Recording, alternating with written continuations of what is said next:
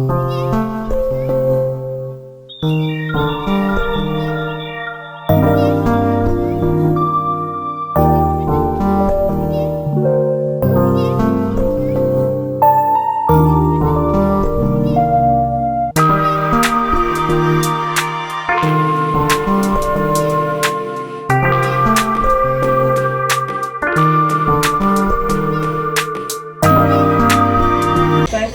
guys, good morning. How are we doing? How is everything? It's your favorite girl here again, C Bakes. Okay guys, I'm in my village now and I want to teach you guys how to make party jollof rice. I promise you, this is the most beautiful and yummy jollof rice you can ever meet on the streets of this YouTube.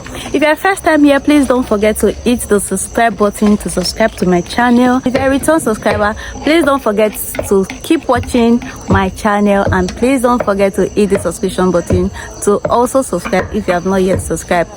So I promise you, sit back and watch this video. See you later. Mwah.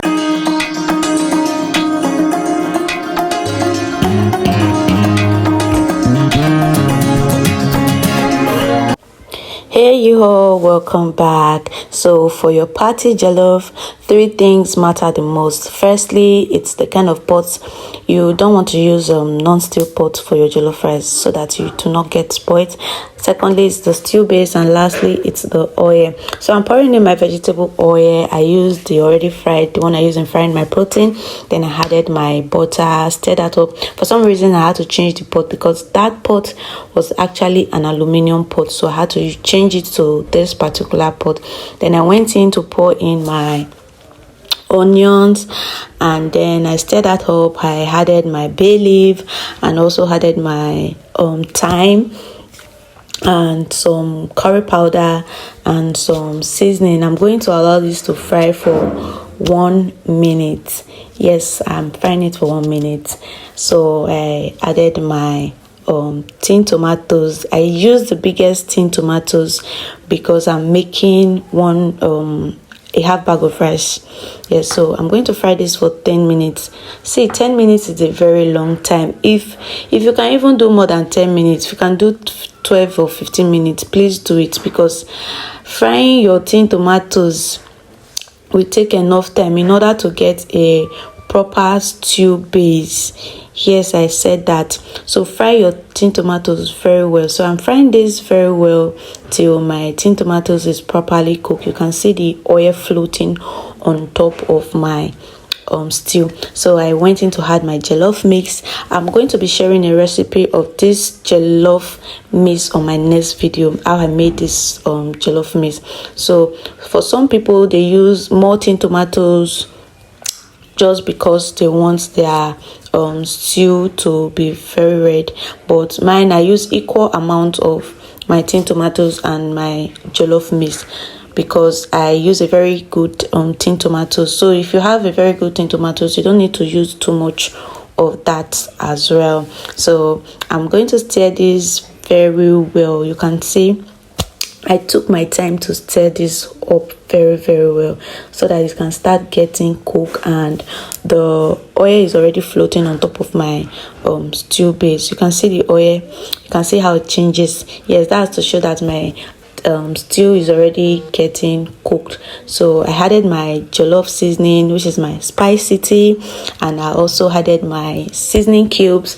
I pounded it because this seasoning cube was very strong. I used the chicken flavor, so I added my seasoning cube and also give that a quick stir for another 1 minute. I added my all-purpose seasoning and also continue stirring that till my stew is ready. Because at this rate, you can decide to change your mind to make only stew, or you can make you can also do your jollof if you want to. So that's why you have to take your time and stir this very well till it's properly cooked. So I added my salt and continue stirring. Please apply patience.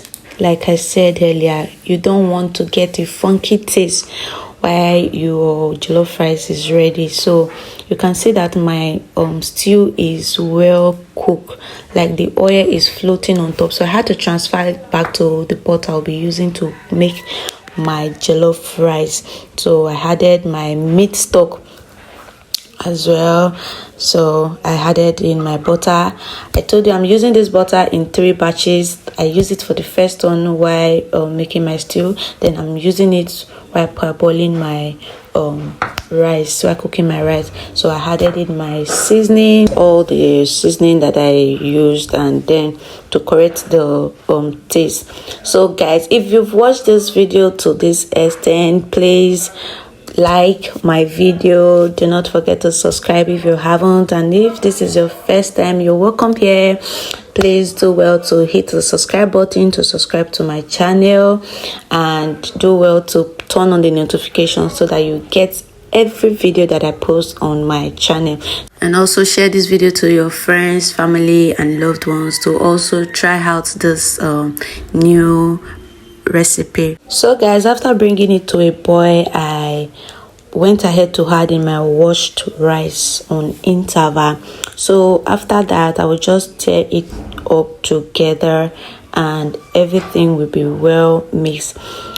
Please ensure that you are cooking your jollof rice on a medium high heat, not on a very high heat. If you are using a gas, put it on a medium high heat. If you are using your firewood, please don't put too much fire, please, so that your jollof rice will not get burnt. Do not forget, it is party jollof for a reason, you get it.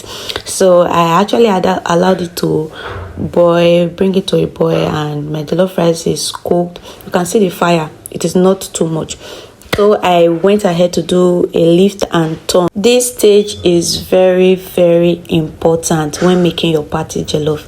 I know you will say, don't do this so that your rice will not get burned. My dear, I bet if you do it this way, your rice will come out so nice and you will thank me later. So I continue the lift and turn so that what's up can go down and what's down can go up, and then I allow it to cook completely again. I covered it for it to cook completely again, and my party jollof is ready. Can you see that?